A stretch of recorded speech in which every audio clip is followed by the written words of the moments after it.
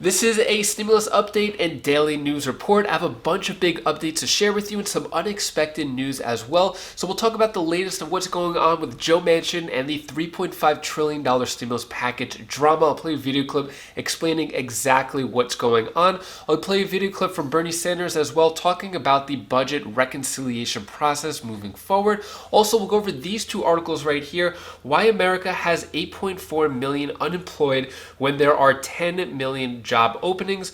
Also, the stimulus update: if you had a baby in 2021, you can get the child tax credit money now. Here's how. We'll also talk about how the White House is unveiling a plan to give 100,000 new affordable houses. And then I'll answer the questions you leave for me in the comments. Hope you're having a wonderful weekend. If you appreciate these fact-based, fast-paced updates, hit the like button down below. So, why America has 8.4 million unemployed when there are 10 million job openings? This is a really interesting article. It just came out, and it talks about this, especially since the unemployment, federally at least, has completely ended this weekend.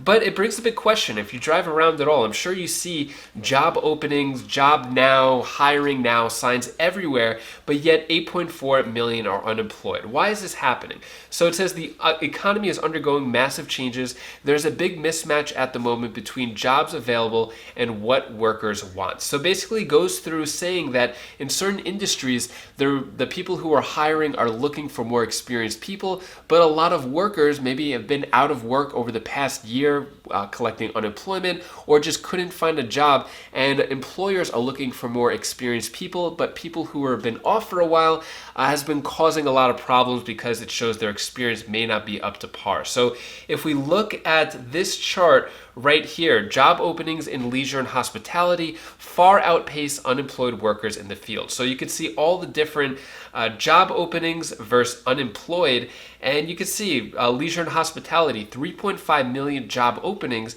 but only 1.5 million unemployed. Then if we go here, professional and business services, 1.5 million openings and 921,000 unemployed. So there's still a lot of openings versus unemployed. I'm not really sure what's going on here. This was as of June of 2021, but I think probably once we see the economy level off, I don't know when that'll happen, but when things normalize, we're probably going to see these numbers do a lot better. But let me know your thoughts on that down in the comments below. Next, let's talk about the latest tweet from Bernie Sanders. What he said yesterday, September 4th, the fossil fuel industry is spending millions to defeat the reconciliation bill and the provisions in it, which will transform our energy system. They must not be allowed to succeed. The future of the planet is more important than their greed and profiteering. So here is a video clip of Bernie Sanders talking more about taxing the wealthy and what's going to happen with the budget reconciliation process moving forward. Rich are getting much richer. They got so much money they can't even spend it here on Earth. They're off in outer space spending their money. A lot of our people worry how they can afford a car. These guys are busy buying spaceships. All right? That's what they do with their money. And what we also know is that many of these billionaires in a given year, and many of these large corporations in a given year, pay less in federal income tax than you do. In some years, they pay zero.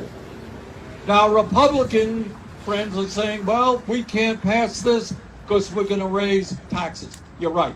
We are finally going to raise taxes on the rich and large corporations who are not paying their fair share of taxes.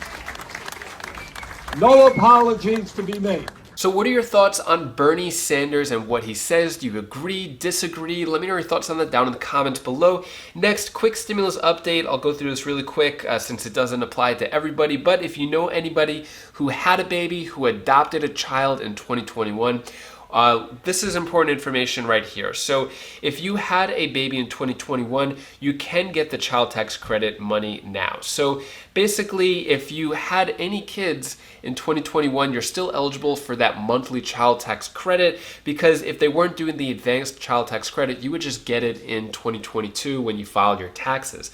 But since they're doing the advanced tax credit, the IRS doesn't know that you had a baby, so you will have to go through the portal. The problem is, according to this article, article and the IRS in order to update the portal and let them know that you recently had a baby so you can start getting those monthly checks. They're not going to finish that until the end of September, which means that you may have to wait a few more weeks before you could put in your new child, but it looks like you could get those payments starting October 15th. You won't make the September 15th deadline to get the child tax credit then, but October 15th. I'll keep you updated more on that. Next, let's talk about the drama of what's going on with Joe Manchin voted to advance the $3.5 trillion budget bill. Now he says Democrats should press pause. So this caused a big stir in the whole infrastructure and stimulus package world. A lot of the progressive Democrats and other Democrats in general are pouncing on Joe Manchin as well as Kyrsten Sinema because he says he wants to pause and not move forward. Meanwhile, I mentioned this yesterday, his wife is getting $1 billion for her commission, which is in that Part 1 infrastructure bill. Here is a video clip explaining more of what's going on between Joe Manchin and the Democrats. Sahil, you brought up somebody, Senator Joe Manchin, and he is in the news for a different reason this morning, and that is because he, on this issue of reconciliation and infrastructure, is saying that he wants a strategic pause in some of the movement on that front, right? He's got this op-ed out in the Journal, Why I Won't Support Spending Another $3.5 trillion. Manchin's vote, as you know, is super important. Chuck Schumer needs a yes from him and every other Democrat to basically pass that big spending bill through reconciliation. Please pull out your Manchin to English dictionary for us here and explain what a strategic pause means and what you're hearing from your sources in leadership and on the Democratic side about whether that could even happen.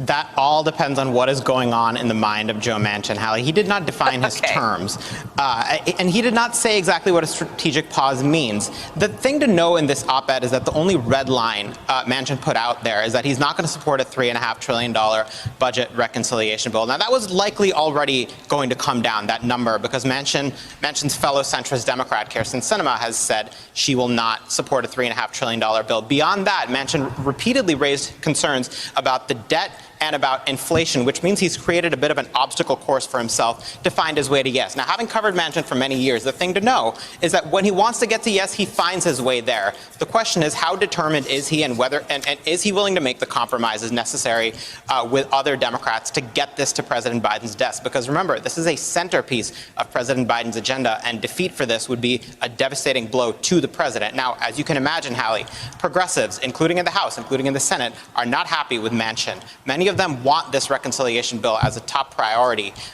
to deal with climate change, to make investments in health care, child care, paid leave. And they are threatening to sink the infrastructure bill that Joe Manchin helped write, that passed the Senate. It's sitting in the House right now. It still needs to get a vote in the House. They're threatening to sink that if Manchin sharply curtails or tries to kill the reconciliation bill. Senator Bernie Sanders put out a tweet yesterday responding to his colleague from West Virginia saying, if the reconciliation bill goes down, then he's going to fight to take down the infrastructure bill, that these two have to move at the same time.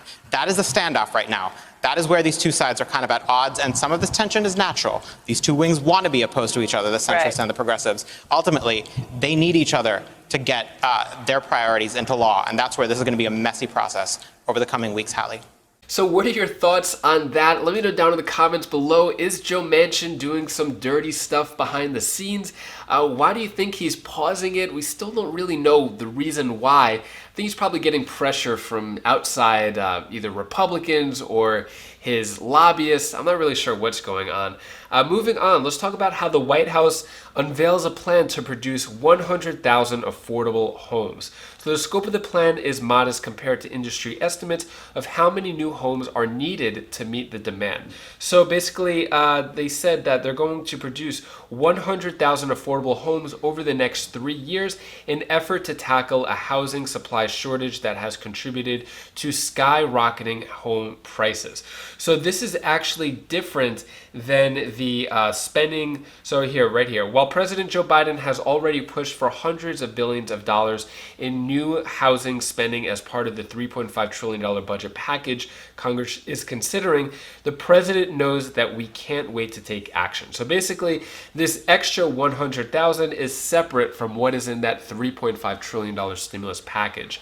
In other news, New York extends its eviction moratorium through the end of 2021. So they're actually, in New York, renters are protected until at least January 15th of 2022. And I've seen a bunch of other cities and states extending their eviction moratorium as well. I'll give you an update in the next video of which states are extending their eviction moratorium. But yeah, this is big news for New York as well. Next, let's talk about Hurricane Ida damage boosts calls to rebuild with the infrastructure bill. Also, if you hear some noise in the background, that is my family. So we're actually in a hotel right now in Georgia, and the only way I could do these updates is if my family is really quiet, off to the side, off camera. They're doing a really good job, but if you do hear some noise in the background, that's them. So basically, back to this. So because of the damage caused from Hurricane Ida, by the way, my heart and prayers goes out to everybody affected from Hurricane Ida, as well as any family members or friends that you have there.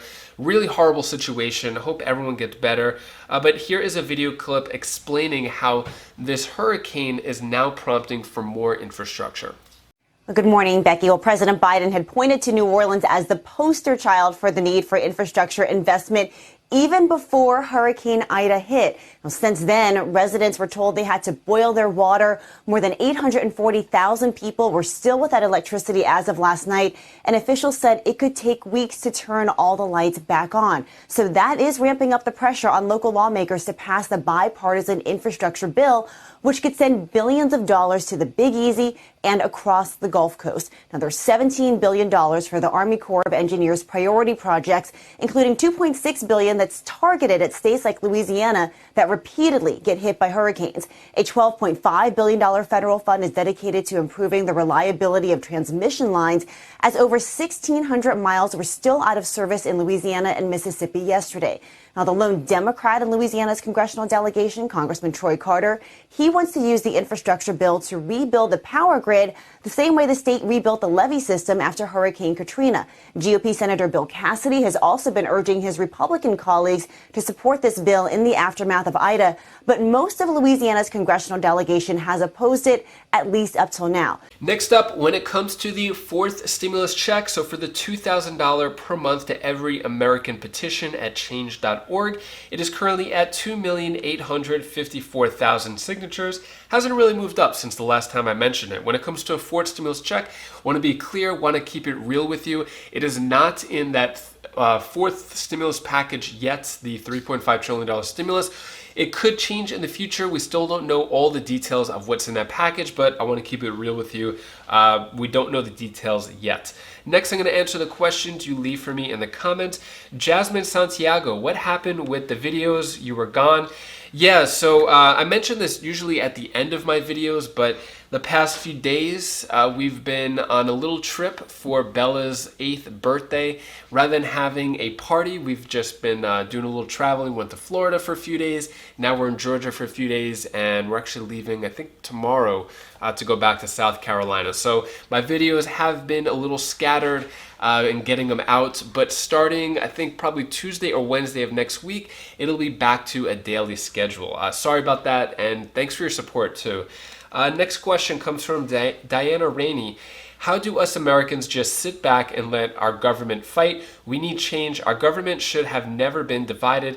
If it wasn't so divided, we could get help faster. Why pay those people to go on vacation all the time and fight in their meetings? We need to stand up and be heard. Amen to that. Well said. Yeah, why pay those people to go on vacation all the time and fight in their meetings? Either way, whether a bill passes or not, like you said, these senators and congressmen and House of Representatives, they're getting paid no matter what. So they're getting their $174,000 a year salary. They get to take their 6 months of vacation, whether something passes or not. I think we should probably cut off their paychecks as well as their vacation time until they get something done. They really need some accountability. Next question comes from Mark Hernandez. Where do you sign the stimulus petition? So that petition is at change.org. So if you go on Google and you type in change.org, fourth stimulus check, you'll probably find that petition. It's getting close to 3 million signatures so far. Next question comes from Frank Burns. I really like your show, but your sound is not very good. I'm a little hard of hearing and I can barely hear you talk. So I'm on the road right now, so a lot of my recordings isn't the same as in my home office, so I apologize for that. Maybe a couple more videos of these where I'm not in my office where the sound is much better, and hopefully things will get better after that. Anyways, that is all the stimulus news I have for you today. To hopefully brighten your day a bit, here's my daughter Bella's tip of the day. Oh, hi guys, I didn't see you there. Just to let you know, you guys are great to me. You guys are special to me. I need you here beside me. And you are so nice. Do you know why? Cause you're so nice right now. You're giving me a lot of subscribers, and I love it. Bye. Thank you so much for watching, and I appreciate your support. So my daughter Kalea has been waiting right at the edge of the video to come in. She wanted to say hi. Do you want to say hi? She's been silly. Are you being silly? Yeah? You having fun? Yeah? Okay, want to say hi to everybody? Also, I want to say that I'm so proud of Bella. Bella did rock climbing today. Here's a video clip of that, and she dominated the wall. I've never seen her climb like that before, ever. Right? Wasn't it so cool when Bella did rock climbing? Here, you want to come in, Bella? And also I did the hardest one. Yeah, Bella did the hardest one. Almost made it to the top, but she made it to the top of like the intermediate one. Right? It's very cool. All right, girls, want to say goodbye? Bye. I love you. Have a great day. Stop, Claire. I just need a little tickle. Oh, okay. All right, take care, everyone. Take care, be safe. Thank you for watching. Go. All right.